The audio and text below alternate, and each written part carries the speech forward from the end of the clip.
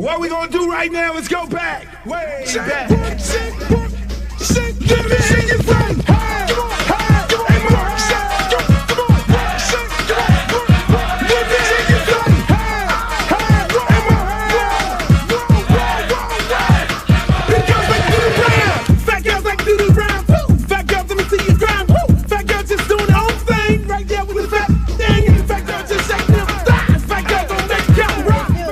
Baby. What's up? I thought you was gonna start hanging out with the big girls again. What is all this trash?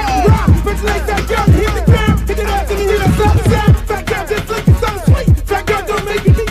Fat girl just shake it, don't break. Big girl, let me see you do a spin. Let go, let me see you touch the ground. Shake it out, take it off, back down. Drop me in the house. Work it out, work it out, work it out, work it out, work it out. Big girl, big girl, big girl, big girl, big girl, big girl, big girl, big girl, big girl, big girl, like you do round. Fat girl keep going, don't quit. Fat girl just move the damn hip. Fat girl keep dancing, don't stop. Fat girl wanna see the pop. Shake it, stop, fat girl, shake it fast. Fat girl nigga wanna see that. Fat girl bounce like a pro. Fat girl don't know what you know. Fat girl shake till you rip through what? On the web wet, hard part two. Looks in the house, y'all know the game. Fat girl don't have no shame. Shake that back, bounce to the beat. Fat girl shake it, jiggle at me. St. Louis, back to the top. Like I like to do the rap. Work it up, work it up, work it up. Big girl, big girl, big girl, big girl, big girl, big girl, big girl, big girl, big girl, big girl, big girl, big girl, like do the rap. Hey, hey, more hey. Let me hear you say, hey, hey, more hey. Big girls like do the rap. Shake, work, work, shake, work, shake, work, shake, work, shake, shake, work, shake, shake, work, shake, work, shake, work, shake. To the ground, to the ground, to the ground, to the ground.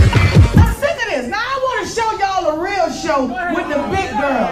Oh, fat girl, part 3. Can't hang with 106 beat. Fat girl know the happen, no quit. Fat girl run like you own it. Put your hands on your hips and grip it. Not new, I'm look like it off the now. Fat girl bring the crew to top the ground. If not, I'ma pull the business down. Fat girl bounce hot, stop tripping. If you do get chicken and hot bitch with a lot right, come to the night speed. I really shit get the day in the world G. But fat girl show the boy shot. Let me see if the fat or not. Don't put fat girl, y'all like the damn let you out. Let me see y'all do the rap.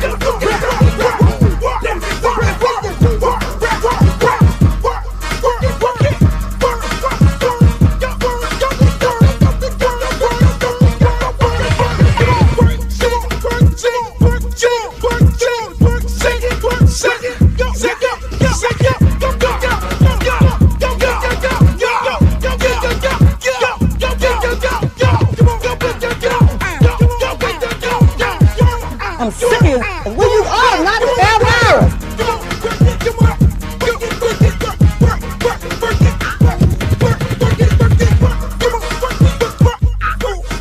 Oh, not the Britney Spears. Hey, how you doing?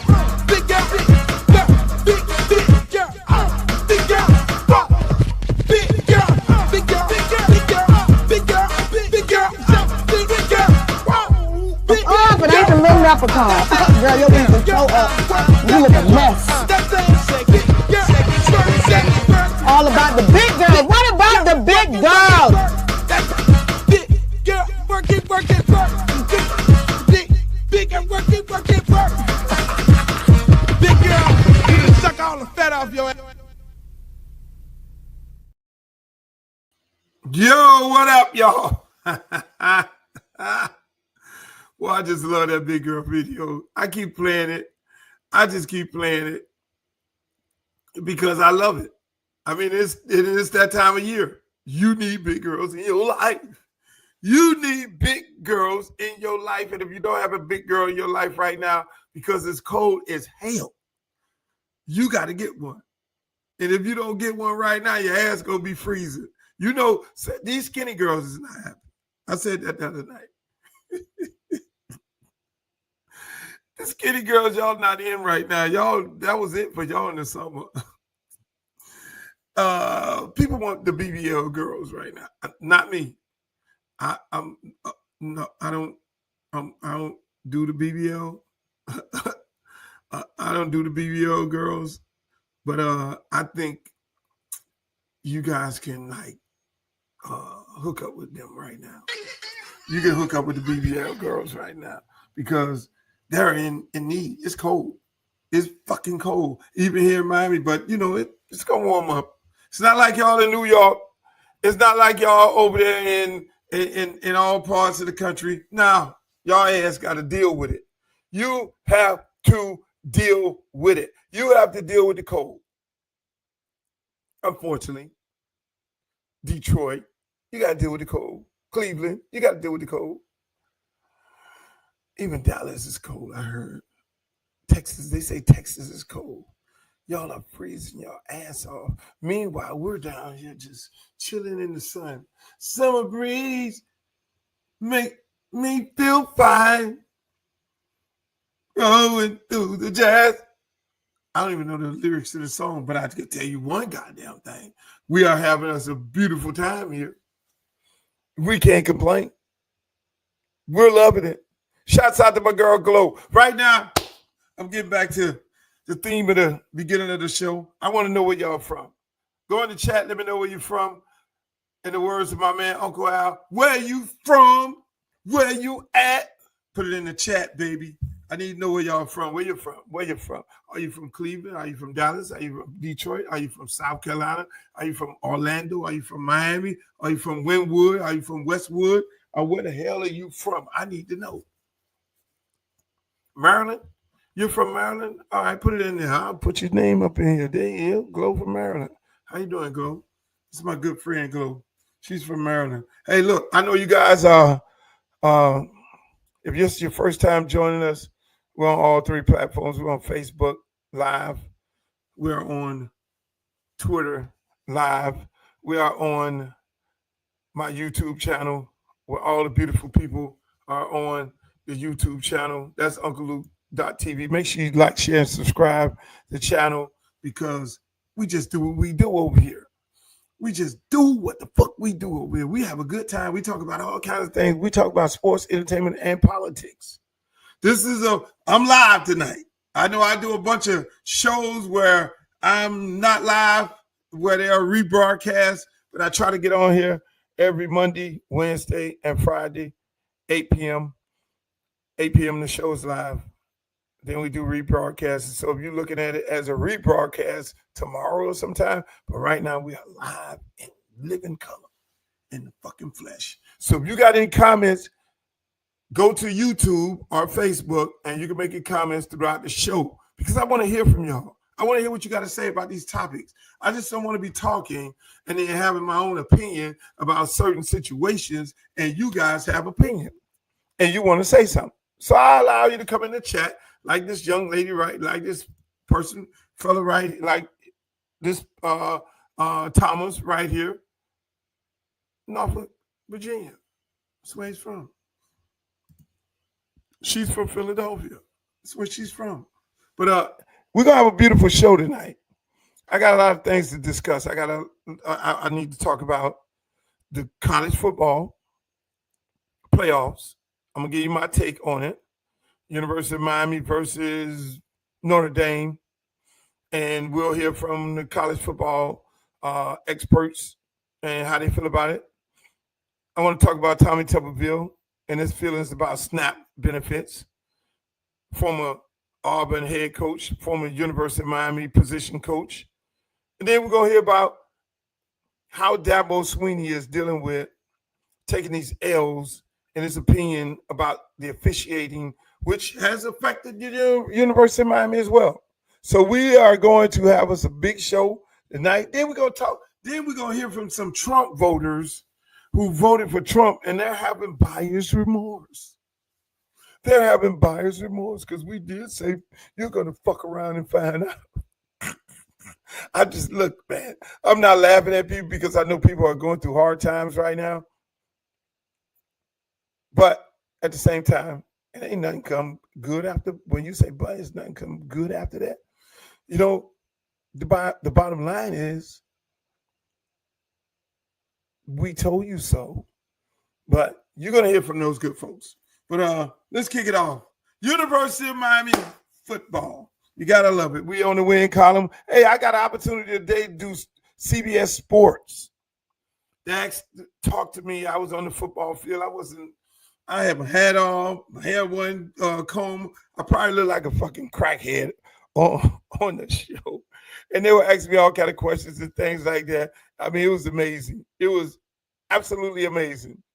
It was absolutely amazing. But I enjoyed myself on the show today. Beautiful people. Talked to some beautiful people. It was a great show.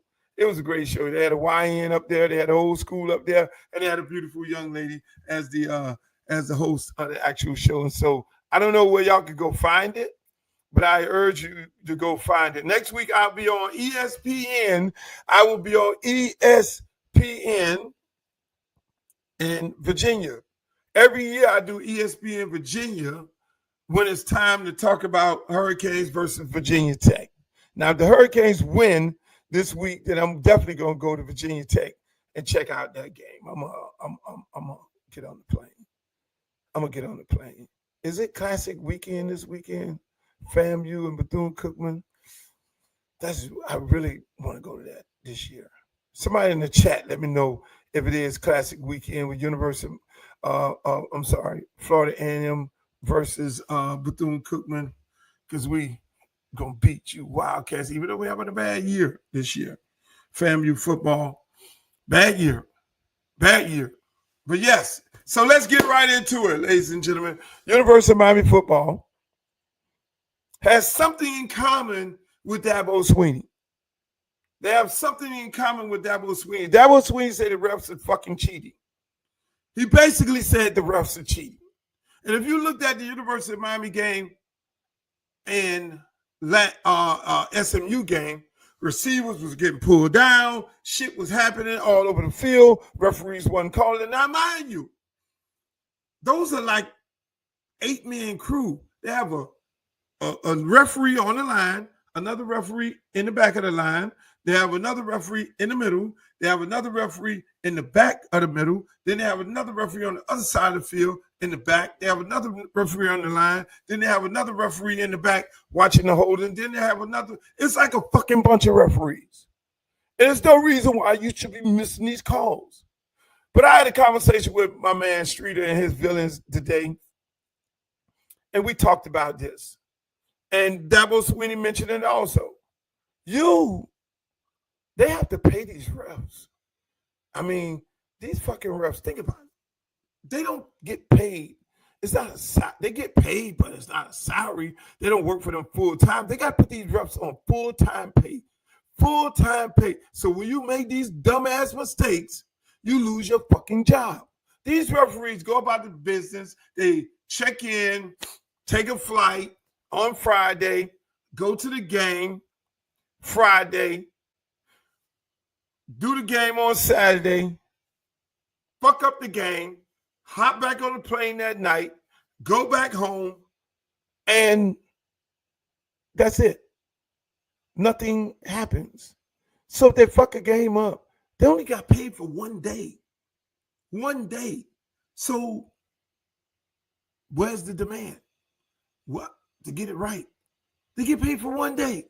Put these fucking referees on a salary so when they fuck a game up, they can lose their job. Now they got skin in the game. Right now, these referees don't have skin in the game. God knows how much they get paid. If somebody in the chat know how much a referee in college football getting paid, please let me know. And then they got these, then another thing, they have these fucking reps. Oh, the SEC rep, the ACC rep, Conference USA rep, this rep, that rep. I mean, look, the NCAA has enough money that they can put all the referees on a salary. And based on what league or conference you referee in, that determines how much money you make. I mean, come on, man. Let's face it. It is bad business to have these officials who are out there making the least amount of money of everybody on the field. Think about it. Carson Beck making $4 million. The referee sitting up there. These referees are not robots. They know that Miami has the fifth highest paid salary in college football. You don't think they have a little inside for that? You're playing against SMU, who ain't nowhere near nowhere in the vicinity of how much money Miami is spending on their players. They're sitting up there looking at all these privileged motherfucking players. Look at these privileged players out here. They think they're just going to prance up in the game and just go. We'll give some calls to SMU. But here's Dabo Swinney on this issue. Y'all tell me what you think. Accountability, but y'all don't know anything about it. It's behind a curtain. How dare we have accountability? In the meantime, we got gambling issues going on, people being suspended, all that kind of stuff, right? Yep. I mean, refs are people too. It ain't just coaches and players, and if they're a part of the game, then by God, they ought to be a part of the game. And they ought to be a part of the accountability, and they ought to be a part of the consequences, not just behind some shadowy curtain. Like, no, they ought to have to answer for it. And listen, there's judgment calls and all that, and I mean, we just have to disagree to disagree. But there's also absolute flat-out misses with no consequences. And you know, and you get a sheet. We're allowed to turn in 10 calls. All right, and so we had a game earlier this year that we lost. I had 14 I wanted to turn in, but I only turned in 10. All right. I thought 8 were wrong, but got back. Yep, missed it. 5 of the 10 were wrong. And I mean, these are game-changing calls. Obvious pass interference not called. That takes you off the field. But yeah, we just get this will be addressed with the crew and yada, yada, yada. Okay? Yeah, but you ain't no public, there's no public accountability. Ain't none of that. So that's the system. The system needs to change. It needs to be changed. There needs to be challenge opportunity, and we need full-time officials. If you're going to have this type of stakes, it needs to be full-time officials. And everybody should have consequences. And the coaches and the players shouldn't be the only ones that publicly have accountability. That should change. Officiating is bad. The umpires get it wrong. They get it wrong. Dabo Swinney made an excellent point. He made a great point. I mean, think about it. I did not know they only get to question a certain amount of plays a week. Really? In the ACC? It ain't like you got a billion teams. Why would you only give them 10 appeals? You're not going to do anything anyway. How about being like the SEC and suspending some of these fucking refs when they make these bad decisions in the game? It is too much going on. It is too much going on in college football. You got the NIL players getting paid. You got all this draft, this betting shit, the betting all over the place. People losing their livelihoods off some bonehead calls that these referees are making. I mean, let's keep it a buck. My friend here, I guess she looked it up and said referees make anywhere from $2,500 to $100,000 a year. That's a big number. That's a big number. Big difference in number. But I'm just saying, there's no accountability from the officials. It's nothing. They could just do what the fuck they want to do, get on the plane and go back home. Put them on a salary. Tell the referees, you can't have another job. You're getting paid from us. Now, you fuck this up, you lose your job.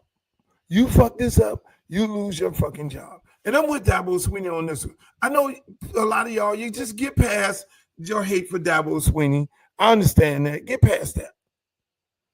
Get past that. I know a lot of y'all don't like Dabo Swinney. I know a lot of y'all don't like Clemson because Clemson still got a plantation house a reminder of slavery on their campus. I know y'all don't like Clemson because Death Valley was the stadium where the stadium's located. All the slaves lived down there at one point because the stadium was originally on top of the hill, and then they moved out and took all the slaves, the people living in poverty down in that valley down there, and they call it Death Valley. See, y'all don't know the story.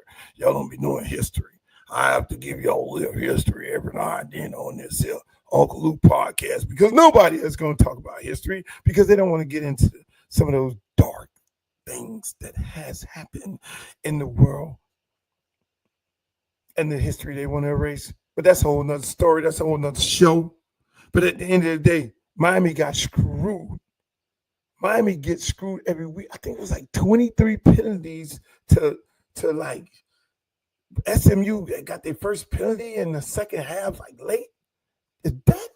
That's bullshit. You can call holding at any given time. I guess they fuckers went into the locker room before they went to the game. Look here, we're gonna call all the penalties against Miami.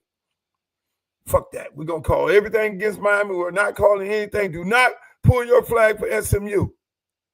And they could really go back to their house, and the league could really look at that and say, "Oh, Miami, you can only show us 10 flags that shouldn't have been flagged. Well, goddamn it, I got 20." And by the way, was there anything called on them? Which is all bullshit. But NCAA got a long way to go, man. This betting shit, something to each his own, but I think the betting shit is a little out of hand. Because I remember back in the days, they had Alcoholics Anonymous and they had Bettors Anonymous, people losing their lives, and betting on games caused the problem. And as you can see right now, betting on games, people are getting investigated and people are going to jail. You got baseball players going to jail. You got basketball players going to jail. And this ain't the fucking end.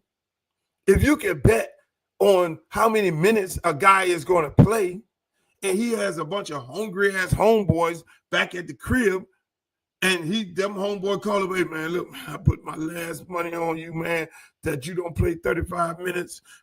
Come on, homeboy, look out for me." And then you go out there and play 34 minutes. It's going to be a whole bunch of people go to jail. I'm sorry. They're human. Some of these type of bets, they need to just don't put on the books. When it's a personal situation where, oh, I'm betting that this guy hits 21 points in the whole game, and be like, Beardman go out there and hit 20 points in the first half and don't hit another point in the second half?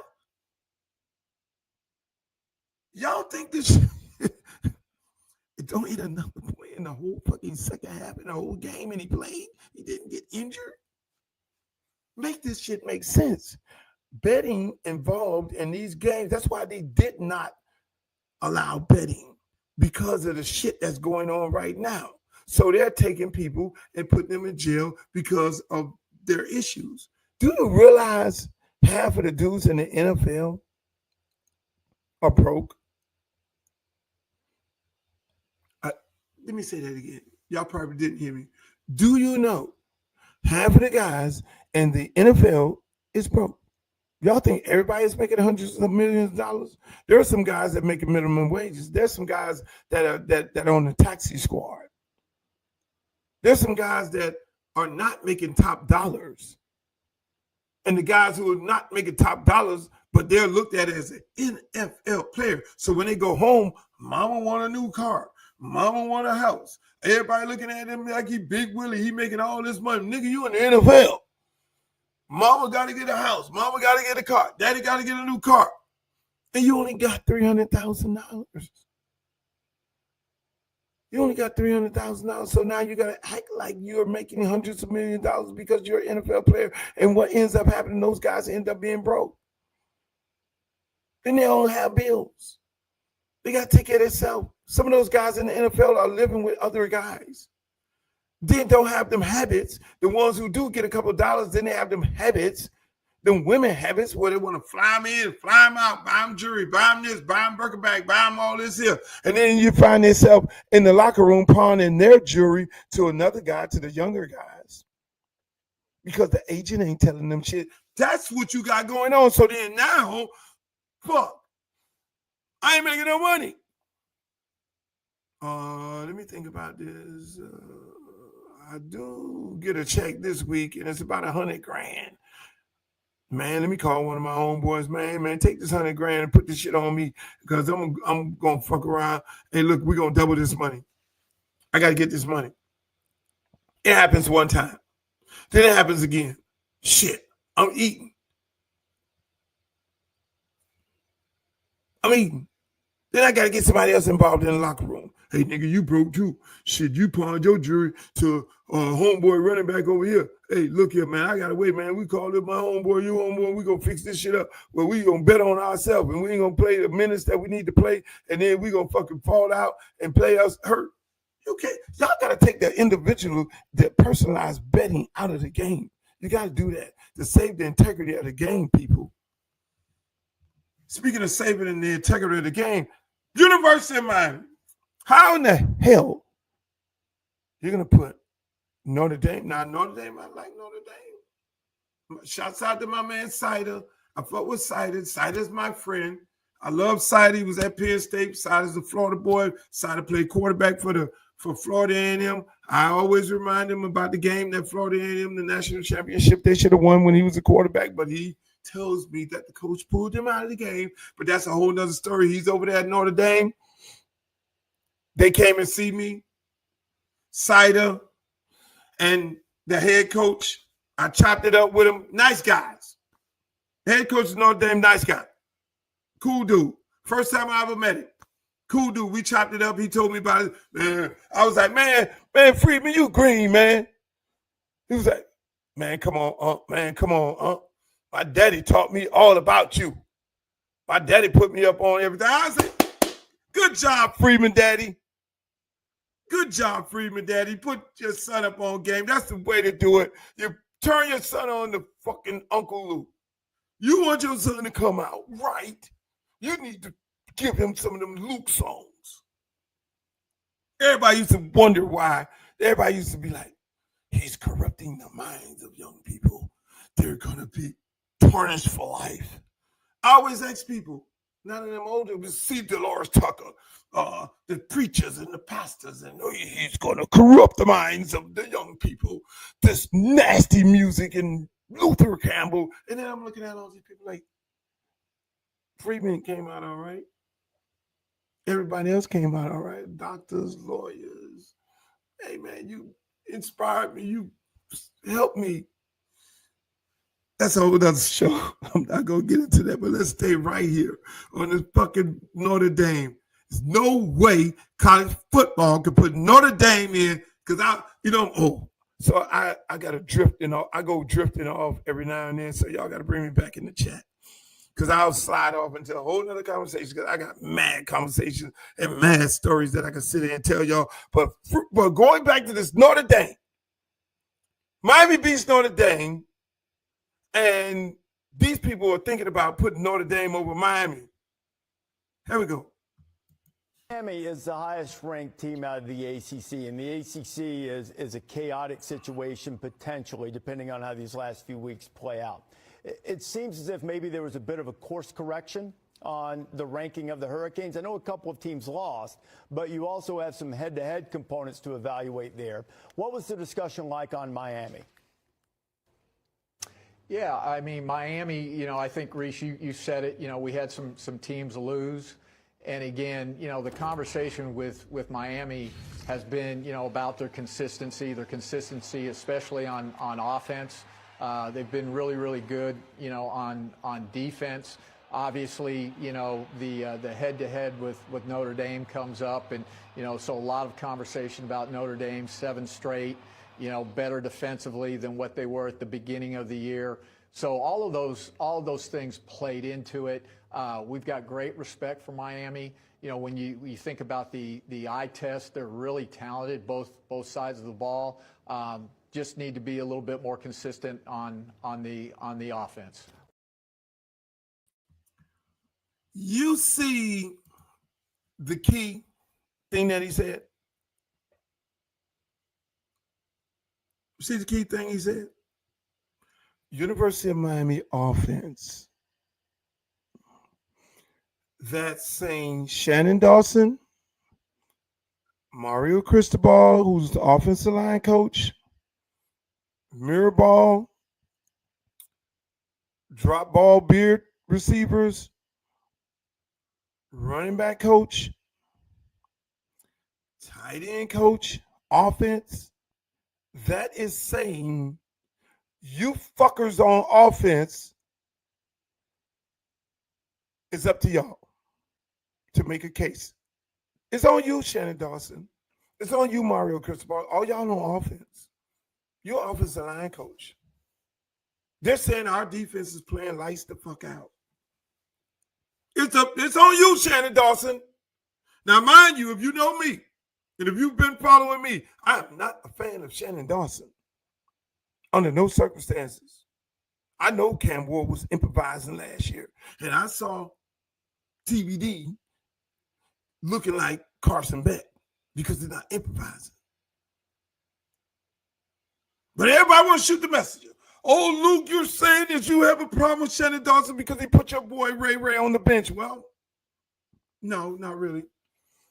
I don't even mention my player Ray Ray about whether he should be playing or not. I know what his capabilities is. But the question is, what is Shannon Dawson's capabilities is? The fans booed the fuck out of him when he kept running the ball up the A-gap. He goes into the press conference and have a meltdown with the fucking reporters about, well, you tell me what the play is. Questioning the fucking reporters, trying to make them look stupid because he know he was talking to a bunch of reporters and not football coaches or football-minded people who are just asking questions that the average person want to know, are asking questions that their editor wants to know, that the people want to know. So he wants to then question the fucking reporters, which is bullshit. And us people who do know football, we're looking at this motherfucking interview like, hold on, we'll get your ass. We'll show you, goddamn Shannon Dawson, how to run fucking outside zone. We'll show you how to get the ball outside. But then it took people to get injured. It took running backs to get injured, for Pringle to come in the game, run an outside zone, bend the corner, score a fucking touchdown. That wasn't Shannon Dawson, because he would have had Pringle in the game in that situation a long time ago. And that's why I have a problem with this guy. Mario goes and gets all these stockpile, all of these players. We are the fifth highest paying goddamn team in college football with NIL money. Everybody getting a check. Oh, we got this. It's like this. We got a car lot full of Maseratis, Bentleys, Testarossas. We got all that shit on the sideline. But does Shannon Dawson use all that shit? No. He sticks with his own little boring-ass offense. We're going to run up the A-gap, do some tush push until the motherfuckers cut the whole fucking line and stop that. What are you going to do now, Shannon? Even the fans in South Florida know. Fucker, you got to run outside. Pull the goddamn lineman. Do down, wrap around, power G, power O, something. Something. Not just up the A-gap. I mean, hell, we don't even have sex like that. We don't have sex like that. You know, you flip on, get it from the back, here, get it there. Not Shannon Dawson. And he said, my wife talks about everything people talk about online. She looks at I don't look at that social media, but you know what the fuck is going on, because the next game, what the fuck did you do? Run outside zone. And the reason you had to do that, because the people you heard footsteps. And Mario, you're the fucking head coach. You're the offensive line coach. You and Mirabal. Come on, man. Don't insult our intelligence as football-minded people here in South Florida. Shannon Dawson, you did not sign up in fucking Iowa. We know football here. And you ain't finna bullshit us, boss. Pull some goddamn body. Pull a fucking tackle. Pull a guard. You can pull a center. Hell, look at what the fucking Eagles do. They'll pull a fucking center to get outside, to jazz it up. Bottom line, the offense, based on what college football, the head man just said, it's on University of Miami offense. So we could win the fuck out. We could roll up in there and barely win and don't score no points in the first half. And Notre Dame win and keep winning. They're going to screw us. They're going to do us just like Florida State. Hello? You remember Florida State had won all of their games and they didn't win the popularity contest because of their offense, because their quarterback got injured, but they won all the fucking games. And they sitting up there like, what the fuck y'all do screw us like that? It's a football team. No, it's not a football team. It's ESPN popularity contest. It's about style points. So Shannon Dawson, this shit is on you. Mario Cristobal, this shit is on you. This is on you. This is on y'all. You can win all these games and they're going to screw us. The man just told you. The man just fucking told you. He told you your offense sucks. I'm gonna just keep it a buck and tell him, say it how he wants to say it. Your fucking offense sucks. And we've noticed that your offense sucks. You can't fucking score no points in the first half on sorry ass teams, and you continuously do that. You're throwing all these motherfucking interceptions. We don't want you in our college fucking bowl game. We don't want it. We don't want it. We don't want it. So we're going to give you, this is a fair warning, get your shit together. Open that motherfucker up. Go get, Shannon Dawson can really go 5 wide. He got running backs that can run between the tackle. He got running backs that can run outside the tackle. He got tight ends. He can go to a package with 1 tight end, 3 receivers. He can go a package with 2 tight ends and 2 receivers. He can go with a package with a NASCAR package with 5 receivers that's running fucking 4-3. He can go with a package with 2 backs, with 9 at fullback and anybody and 2 at motherfucking running back, with 3 receivers out there, Malachi and all that. He could do all that, but unfortunately, Mr. Dawson don't think like that. He could get real sexy and real fucking jazzy other than having this one-dimensional all underneath. We're going to do don't stretch the field as if we don't have nobody that can run, that can stretch the field. We ain't stretched the field yet. Oh, and then Carson back arm is hurting. Bullshit. Ain't nothing wrong with that motherfucking arm. It wasn't nothing wrong with Cam Ward's arm last year. Cam Ward threw that motherfucker down the field when he wanted to George, who ran the 4.7. That's why they don't, you wonder why certain players are not on the team, that's not out there on the field. If you run too fast in this offense, they don't want you out there. Because you're running through what they're doing. They need slow people out there. Because everything is underneath. Throw the ball to the flat to the tight end, we run up the middle. Throw the ball flat to the tight end, we run the ball up the middle. Throw the ball a curl route or a whip route in the front of the linebackers with Malachi, which is the best fucking freshman in college football. I love him to death. Throw it to him. Throw the bubble over here, run up the middle. Throw the bubble over here, run up the middle. Throw a seam, a little skinny post with Malachi. He gets double teamed and Carson Beck throws an interception. Throw the ball to the flat over here, throw a bubble over here to fucking wide receiver, some slow motherfucker who gonna get tackled. Run up the middle. That's our offense. Shannon Dawson, you have been notified. You don't get this shit right, we're not going to go to the playoff, even if you win all the games. Speaking of the playoffs, speaking of college football coaching, I visited this shit before with this motherfucking Tommy Tuberville. Tommy Tuberville was a coach at the University of Miami, a position coach. I remember him. He was also a national championship coach at the University of Auburn. So Tommy Tuberville went in black kids' household on a regular basis, recruiting them. Please come for me. Please come play for me. I love you.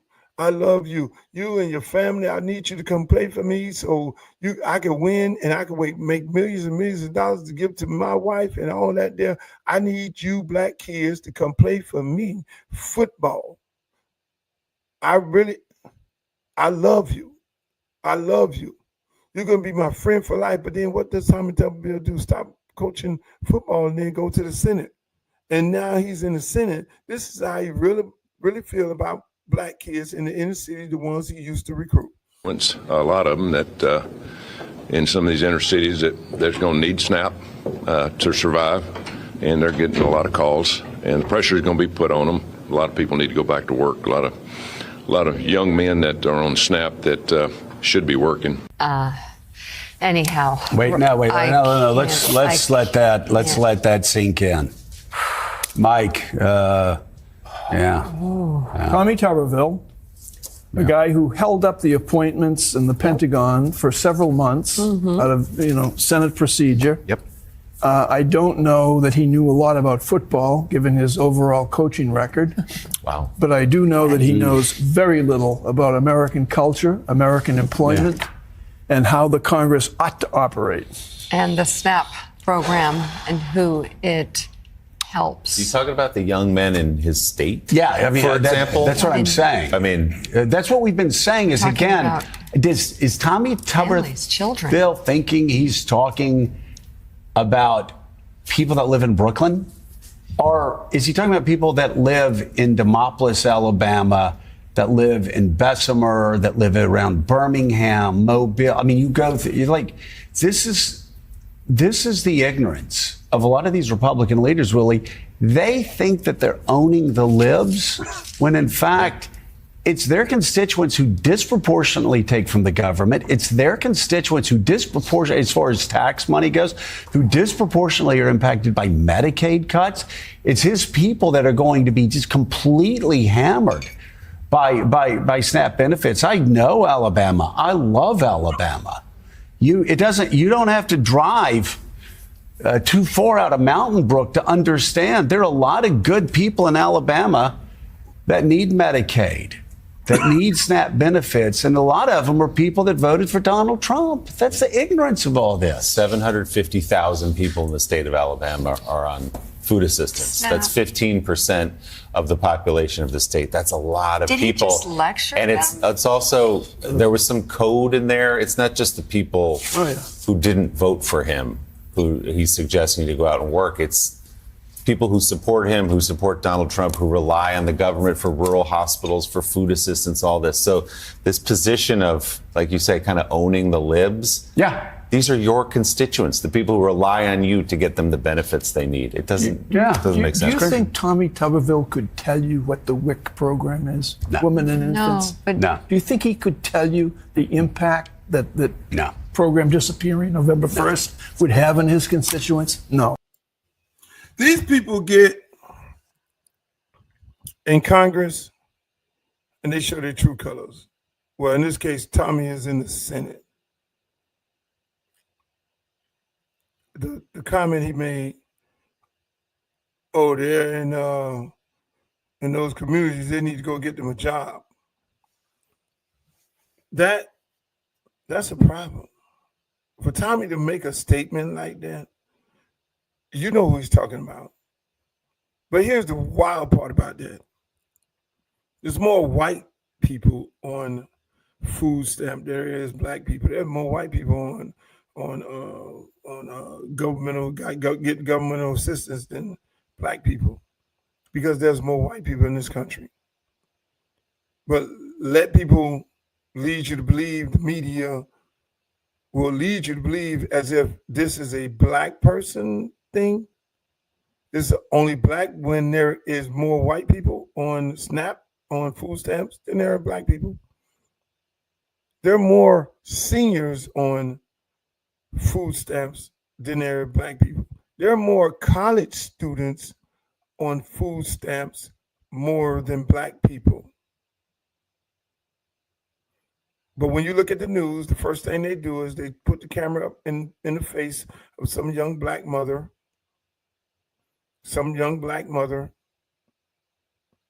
They put it in their face and say, "Oh, what about this snapping the food stamps and you get ready to lose and you get ready to da da da." But they never take the camera and put it in the face of a white person. See how crazy that is? That's propaganda. Like as if only black people got their hands out. This will be affected. But regardless of whether white, black, green, or purple, or whatever it may be, you're fucking with people's livelihood. You're messing with people's livelihood. The people are on governmental assistance because they filled out the application, they went through all the process of it, and they qualified to be on governmental assistance, SNAPs, food stamps. Thank you, Scarlett. She says 35% white people on SNAP, 15% Hispanics, 25% blacks, 3% Asian.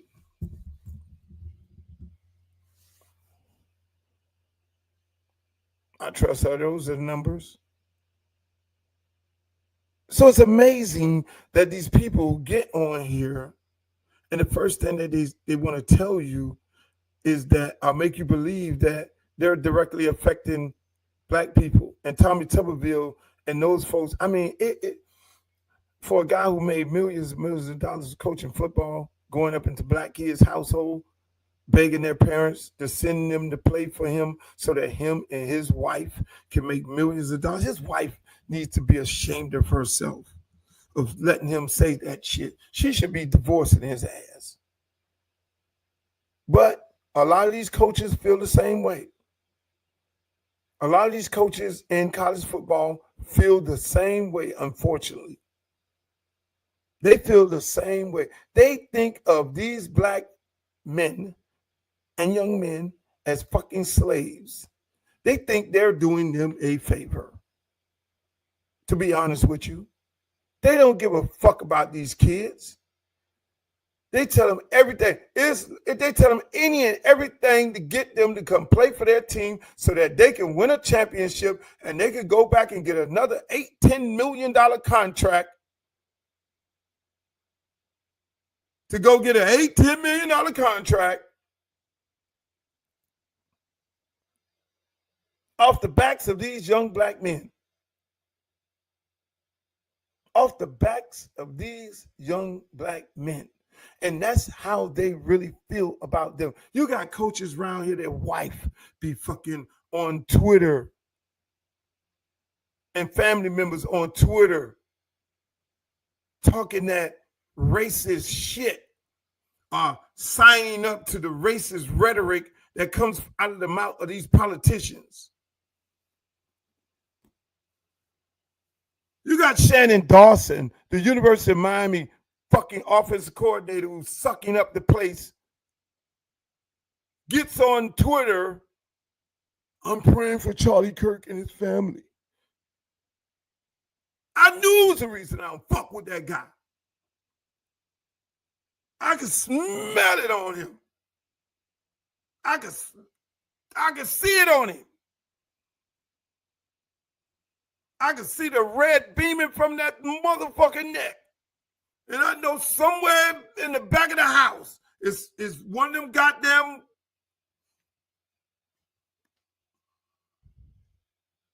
I'm praying for Charlie Kirk and his family. What? And you out there fucking coaching at the University of Miami with all the black kids. So I wouldn't be surprised when he get kicked out of the game that he'll be a fucking politician wherever his hometown is, and he'll be the first motherfucker up there talking about, yeah, fuck that. Put all these young niggas out there need to go to fucking work.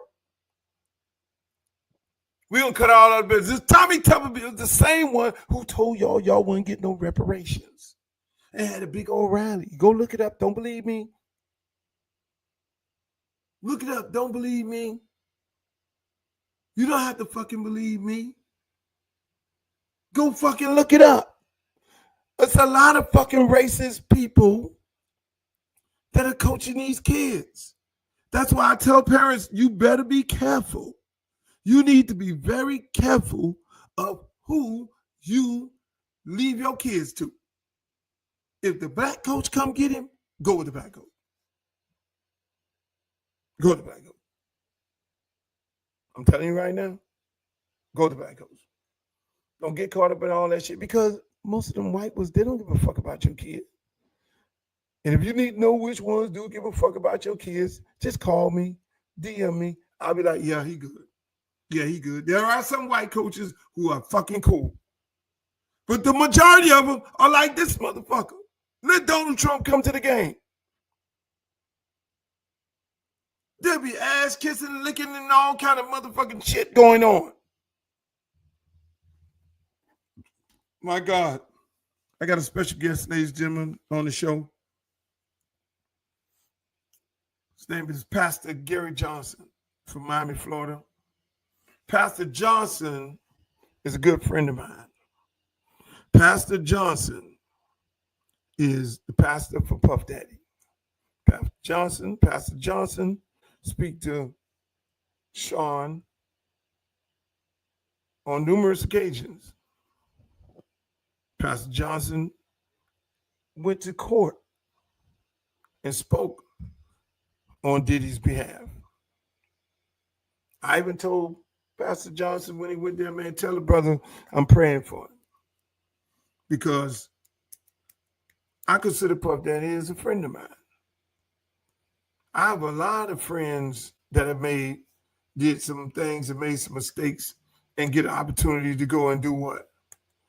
Redeem themselves. I have a friend that I talked to the other day. I can't call his name. And he's in federal prison and he called me up with some of his friends in the prison, and I talked to them brothers up in there, and they was in there and they were just going back and forth, just talking about football, talking about all kind of shit, which I think they should be able to allow them to have phones in jail. But I can't call the brother name because if he got caught with that phone, then they'll have him. He'll get another year added on to. But meanwhile, I want to bring on Pastor Johnson, Puff Daddy's pastor, and let him tell y'all how Puff Daddy's doing during these times. Pastor Johnson, how you feeling, my brother? Hey, Dr. Luke, my favorite brother. How you doing, man?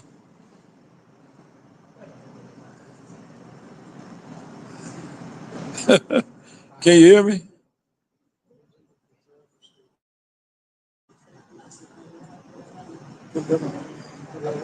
L Boogie.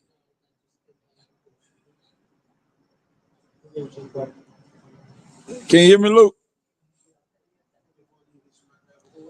I'm here, man. Thank you for having me on your show.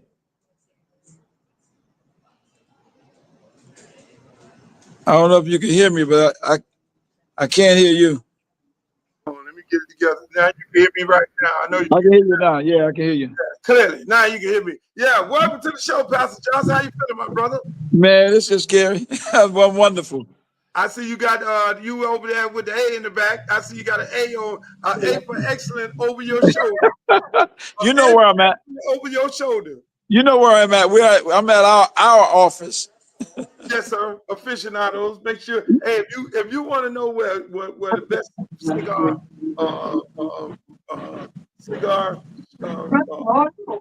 club, you go over there, Aficionados. That's our guy Armando, and then Pastor Johnson has a virgin drink on the menu called the Bumpy Johnson. There's no alcohol or anything in it. You can get this. I mean, this guy's amazing. So let me ask you. So how is you went and spoke at Puffy's hearing, and I mean, just tell us how that went. Man, first of all, thank you again for allowing me to come on your show. I have been asked to do an interview. I don't do interviews because this is personal. You know what's interesting about Sean is, man, that's one of the most brilliant brothers we have on this earth during our time. It's amazing that it's quicker that we're criticizing a black man. Of course, We've all seen the tape. We saw what he did. We saw what happened. And guess what? He's in jail for that. And he's done time for that. But the question becomes, how much time do you do? That man law that he was under, that was a law made by back in 1910 for white slaves.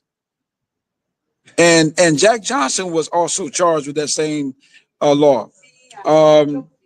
Chevy Chapman was charged with that same law. But there was a pastor recently charged with that same law that was molesting an 8-year-old to 12-year-old, and he did 6 months. No one had been charged in that law by that law has done over 2 years. So why Sean get 4 years? Why would he receive 4 years?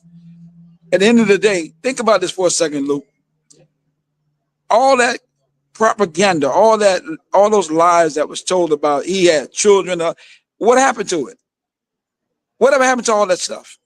Nothing was ever brought up in court as relates to where he was found guilty. He was found guilty of less charge. We know what happened. But why has he been treated as if he's a major criminal? I mean, at what point do you say enough punishment is enough? So Sean doing this time, Sean sitting there doing what he's supposed to do, obeying the law, and is waiting this opportunity to come back home to be with his family and his kids. His kids, he has kids like we all do. They want their father home. And I'm one that stands up for those who are disenfranchised. I'm one who believes in second chances. He has not been a felon. He has not been convicted of anything else. At the end of the day, it's his term today, but it'll be our term tomorrow. And he's doing good, man. I'm proud of the brother in terms of him doing what he was supposed to do. And he's very remorseful about what happened. And he's willing to do what he has to do to rectify the problem and change his life to do what is right. And I think he deserves that opportunity, just like all of us. You know, the Bible says, who without sin cast the first stone? You know, it's something Dr. King said the best. And this is what I stand on, why I'm supporting that brother. Why I was just with a beautiful brother who I found to be one of the nicest young kids I met. I call him kids because I could be his father, Young Thug, working with him. What a brilliant mind. These guys have some of the most brilliant minds I've ever seen. And so therefore, I believe he deserved a second chance, and I believe he should be able to get out as soon as possible to get back to his family. And God is willing to get back to a life that he can live respectfully and understand the respect of people and respect of women as well. You know, I was going to ask you about Young Thug also, but so is Sean in good spirits? When you talk to him, is he in good spirits? I mean, is he looking forward to his next chapter in life? I think that's what most people want to know. You know, when you're in these situations, are you in good spirits? Are you looking forward to the next chapter? You know, at least the few times I've spoken to him, one of the main things that comes on is he identified from, and he's not making excuses for what he did. He's taking full responsibility, and as I said before, he didn't throw himself on the court just to get out of jail, because he did a year and some change already. But he also have been more than remorseful, and he's still remorseful. And to our sister Cassidy and any other woman that felt they've been abused by him in any way, that brother's very remorseful. And I've had a chance to spend time talking to him, and I'm praying for him. And again, Luke, we got to lift our people up. We got to lift our people up. God has done it for us. And we need to make sure that we stand by the principles of God by doing that. Dr. King said something, and this is what I live by, Luke. And you know yourself, I've been with you. I watched you be the first entertainer, period, in the United States. They given rappers a right to be able to say what they want to say because of your work. And people don't know you've been through quite a few jails. And they don't know that, but you've been through hell and high water. And if I was in a position to do what I would have been there for you as well. But what I decided to do is do what I can right now. And Dr. King said something of the best. It was a quote that he uses. He said, which one of you will carry the shield and stop the stones? At what point do we stop allowing us, even our own people, to stone our own people? We got to lift each other up, build each other up. And it was in the Essence magazine. We have to lift each other up, build each other up, and inspire each other. And if you ain't for that, then I have no interest in dealing with any of that. If it's about lifting each other up, building each other up, bringing each other out of the dirt and the mud, and letting God clean us back up, give God an opportunity. And one thing about Sean, it reminded me of what Mama Jordan said about her son when Nike was selling the shoe to try to get him to do the deal. She said, those shoes are just shoes until my son steps in it. That's right. Music industry was a music industry until Luther Campbell, until Sean Diddy Combs, until Young Thug them got behind the mic. And look what happens. We got some of the most brilliant minds, brother. We got to continue to cultivate it, and we got to continue to support it. That's all I'm about. And those who want to criticize, let them criticize, because I believe that. They're gonna be here. And you know, ladies and gentlemen, we're talking to Pastor Garrett Johnson. He's Sean Diddy Combs' pastor. Been right there every step of the way with him, especially in court. And hey, how y'all doing? Who is that? That's Will. I got NFL great. Will Joseph. What's up, man? What's going on, man? What's going on? We just finished talking about your hurricane. NFL great. Will Joseph. Yeah, and I'll be down there with y'all in a minute. So, Young Thug, what people don't understand is this.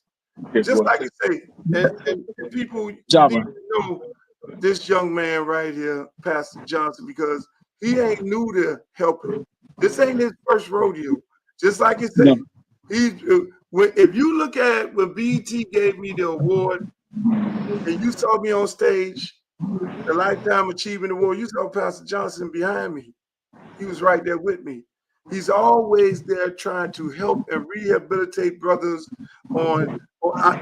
that's what he does. He's right there on the pulse of it. And so this is what this young man does. You know, he ain't one of the guys who just, talk about it. He be about it. He go link up with these guys and walk them around. And just the other day, you brought Young Thug, another young man who's going through something, probation or whatever it may be, and he has to do community service.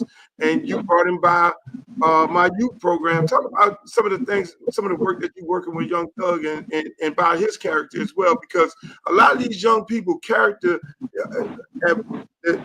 character have been assassinated, and people like yourself going out doing the work to help them out. So talk about your work with Young Thug. Man, well, Young Thug, I met him through a mutual, an attorney, and he asked. They reached out to me and asked me, "Can I help him with that?" And I was honored to do that, because again, after meeting him and spending some time with him, again, brilliant mind, very talented, extremely talented, and very giving. Matter of fact. This is what I mean by people that's very remorseful. Not only when he finished doing what he had to do, he reached out and said, he said, Reverend, I want to continue to do this with these kids. I see the impact I make on these kids' life, and I want to be able to continue to do this and give back to the community. Now he's from Atlanta, but he's in Miami doing this, helping our kids out. And when he came to your park with your kids, he was like, "Hey man, this park is named after Luther Campbell." I said, "Listen, Campbell does a lot that you would never hear about." When I tell you unsung heroes, when you got people that just do the work, and as my mom said, "Let my work speak for me." You've done that, man, and Thug wants to be a part of thing that's going to help lift and build our kids, our babies, because I'm telling you, Luke. We growing up, we had played marbles. We had different things to do, activities. But I'm reminded, if you go down a street and you see a dark street and you see a street with lights, you're going to go down the one with lights because there's activities going on there. And you've created an opportunity for these kids to cultivate their lives and have a better life for their families. Many of these kids come and went to the NFL that you touched their lives as kids. And that's why you have such an effect on young people, man, and still look the way you look. I'm a little, bro. I gotta get. Don't do it. Don't do it. Hey, Pastor Johnson, man, I appreciate you coming on at a short period of time. Yeah, man. I really love you, my brother. I think you're doing some excellent work. Thank you, bro. Rehabilitating these young people and being in the lives of people who feel like the world is totally against them and the world has left them. And that's just God's work. That's why, that's why he anointed you to be able to be the person to go out and do these things, and I just give my hats off to you for doing the work and helping these young folks in their second opportunity in life. And I love to have you on again, my brother. You gonna come back and holler at me again? Man, I'm waiting for them to call you back and say, we need to give Uncle Luke the iconic award for urban music, because at the end of the day, brother, my mama always said it this. She called me Bumpy. She said, "Hey, Bump, give me my flowers while I'm living." That's right. When mama gone, mama's gone. Mama's gone. That's it. Yeah. Hey, So man, I want to do that with you and want to do that with anybody else that I can and touch. And God bless you, man. Thank you so much for having me on. I really appreciate it. Thank you, my brother. I appreciate you, man. I'll see y'all in a minute. Hey, boy, let me say this here. Since in the spur of the moment, at any given time, we'll bring on some great people. That's Gary Johnson, Pastor Jerry Johnson. That man do so much work in the community. His brother is the pastor of 93rd Street Baptist Church, one of the largest churches in Miami. And if you ever down here on vacation, or if you down here for a weekend, you ain't got to miss church. You can go right on over to 93rd Street Baptist Church and get your church on. And you're going to have a fantastic time. And again, Pastor Johnson, man, kudos to him for the work that he's doing, because a lot of people don't understand. A lot of people don't understand.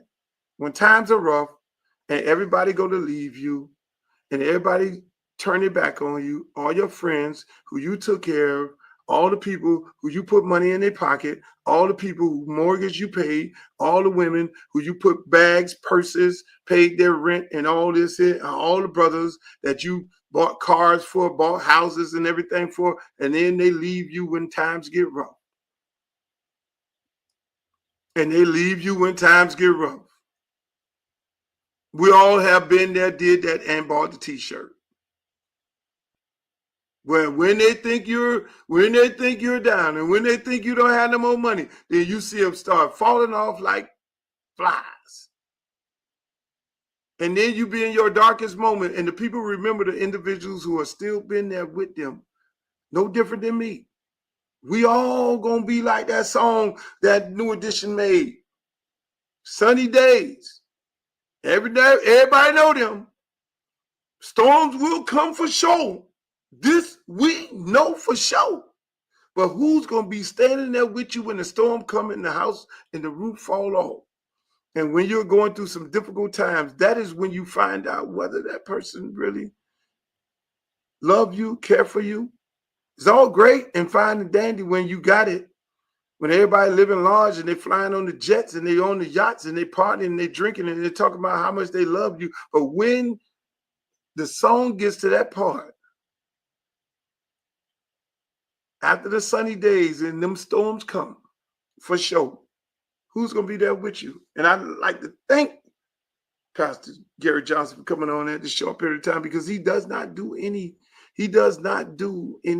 interviews, especially on this topic here. Speaking of interviews on this topic here we go right here. This is a problem. This is one of those fuck around and find out moments. Donald Trump voters have buyer's remorse. I think people voted for him because this country, too many people in this country couldn't even think about voting for a black female. So when but they don't want to say, they're not going to say, I'm not voting for her because she's a woman or she's black. God forbid she's both. Oh, and by the way, she's married to a Jewish guy. They're not going to say that. They're going to say, I'm voting for him because of the economy. They're liars. Hold on. Completely agree with a lot of what you say. But when we say they're liars, we don't mean all of them. Put your best spin on. Why would he's a good businessman? They think he was going to make us money. a good businessman do good for the economy, make money? Okay, smart guy. Why did good people vote for? Let me be clear. I despise Joe Walsh, but immigration, that doesn't really have anything to do with me, except if you now say, well, a few citizens are going to get scooped up off the street and sent to El Salvador or to wherever, they're only going to be worried if their kid is the one who gets snatched off a college campus and winds up in jail. And when you have the president a few weeks ago out loud in the Oval Office talking about wanting to put American citizens on airplanes and fly them down. Hello. The homegrown. Yeah. I find these conversations to be flat out fascinating. They are fascinating. They are fascinating. That's kitchen table stuff. The first thing he said, which is what we've always been talking about. Those people had a problem with voting for a black lady, knowing she was right, knowing she was the best candidate, knowing she was the most qualified, knowing she was the vice president, ready to step in and be the president, knowing she had a lot of responsibilities as the vice president because the president was damn near senile, knowing she was doing all the work, but they, over my dead body, I'm not voting for a black woman under no circumstances. I don't give a fuck. I don't give a fuck. I don't give a damn. I can lose my pension. I don't give a damn. I can lose my Pentagon job. I don't give a damn. I will not be voting for a black woman. I don't care.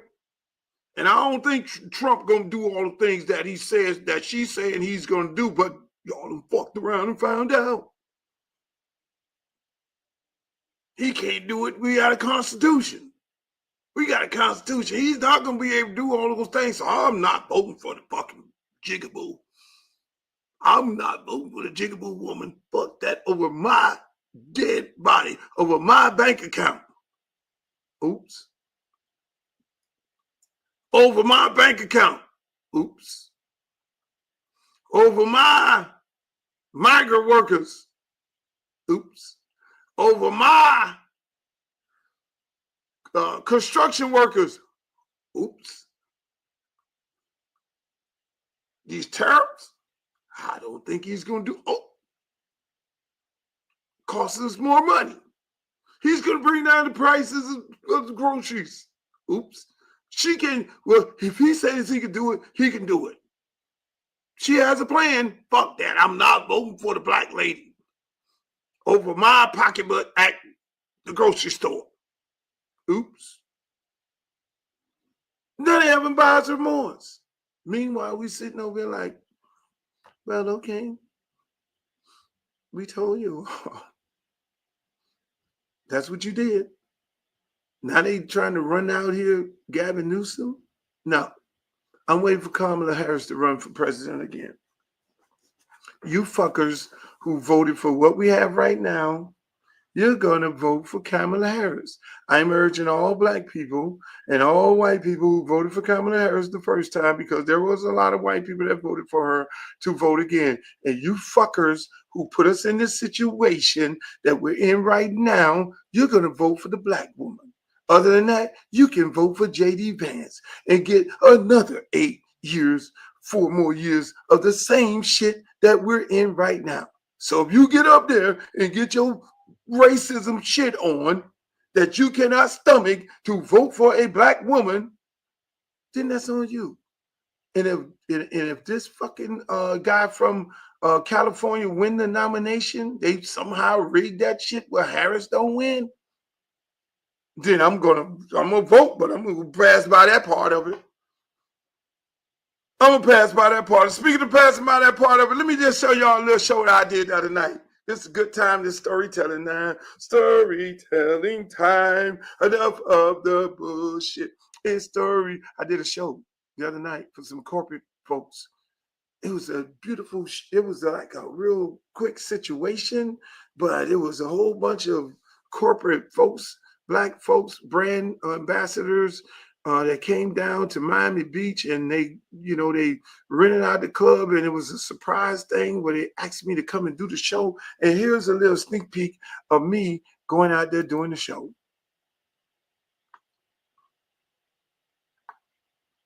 Here it is. No, this is One Music Fest. I'm sorry. Welcome to Club Quarantine. This is my man D Nice. This is the motherfucking one right here. He saved all our fucking lives in the goddamn pandemic. Y'all give it up for D Nice.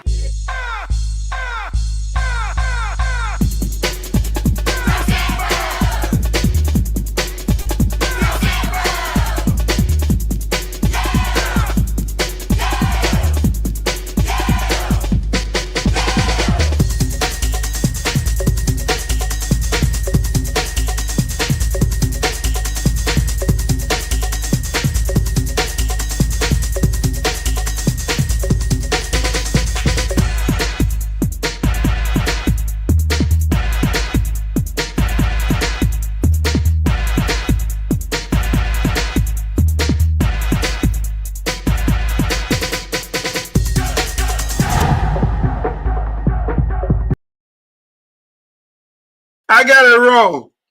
I got it all wrong. That was my show at One Music Fest in Atlanta.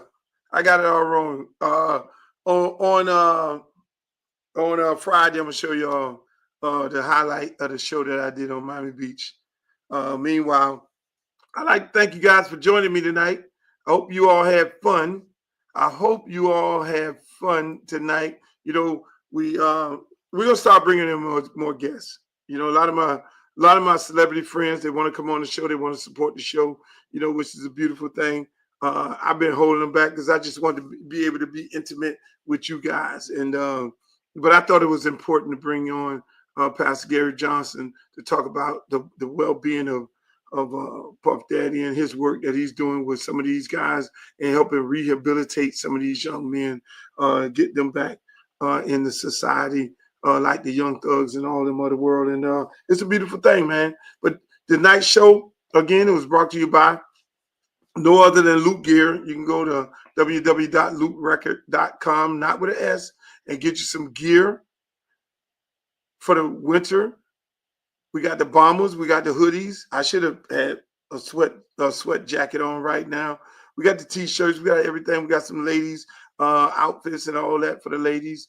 And it's a beautiful thing, man. You got the bandanas. Get you one of them Loop Record bandanas.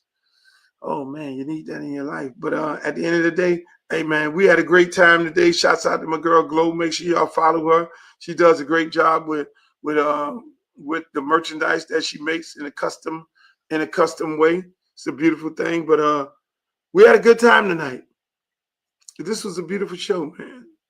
I had a great time, and hopefully you guys had a great time. Make sure y'all check me out on all my social media platforms. Follow me on X, Twitter, X. I still call it Twitter. Uncle Luke Real One, Instagram. Uncle Luke Real One, Uncle Luke 305 on TikTok, and also Uncle Luke TV on YouTube. Where I need you all to go over there and follow me over there, and like, share, and subscribe over there, and then Uncle Luke fan page on Facebook. You can follow me on all those different platforms, whatever you like, whatever you choose to like. That's where I hang out at. Hopefully you guys had a great time on the show. Remember to check me out on CBS Sports. I was on there talking today, had a great interview. And next week I'll be on ESPN, speaking ESPN in Virginia, talking about the Virginia Tech University of Miami football game. That'll be next week. But Friday, I'll be back. I will be back on Friday because we do the show Monday, Wednesday, and Friday. And I'm going to just start being consistent at 8 p.m. The show tapes live at 8 p.m. Monday, Wednesday, and Friday. This Friday is going to be a little later because I got a playoff game that's going to end. And then I have an event to do, a very professional event to do in Fort Lauderdale. So it'll probably be on a little late. We might go about 10 o'clock on Friday after my event. But in the meantime, people, enjoy yourself. Enjoy the rest of the week. Enjoy life. Tell your kids, tell your loved ones you love them. I want to say my condolence goes out to the family of the Hardimans. We lost a pioneer in the city of Miami, Roy Hardiman, a guy who I just spoke to on Tuesday at Christina King's watch party of her win. Congratulations to her on winning her election. City of Miami chairwoman won, and I got to see Roy over there and embraced him, told him how much I care about him. But at the same time, I mean, Roy is a beautiful guy, man. He if you go to his page, just go to his Facebook page. You'll see what he's really all about. You know, it's like, hey, let's go live. Roy's at every scene, Roy at every event, Roy talking about the community. Roy has his phone out, and we're going to miss that. You know, we need more Roy Hardimans of the world. He goes out there. I mean, I'll tell you a little story about Roy. I was running for office, for mayor of Miami in a special election. It was a real short election, special election. And I had signs I needed to put up. You know, you got to pay to get signs put up, and you get the posters, and you need workers, you need volunteers. Roy was my first volunteer. Roy was my first volunteer. He went out, Luke, I don't need no money. I don't need nothing. I'm going to put these signs up all over the place because I believe in what you're trying to do. I believe in the change and the difference that you're trying to make in our community. And I believe in you because you always did it. And I'm just happy that you're running right now. And Roy put them signs up, man, I tell you, because I didn't know nothing about no campaign and didn't know nothing about putting signs up. And Roy put all them signs up. And that's who Roy is. That's what he's all about. And so we lost a pillar of the community here in Miami, Roy Hardiman. I love you, my brother, and may God bless you. God take him into your arms and comfort that brother. You got a good one up there, Lord. Till the next time, ladies and gentlemen, I'll see you all on the other side. Like Walter Cronkite always say, may the good news be yours. Pull out the stick, come shoot that. Booty poke out like a book bag. Booty poke out like a book bag. Pull over ass too fast. Come we should go bring that Uncle Lou back.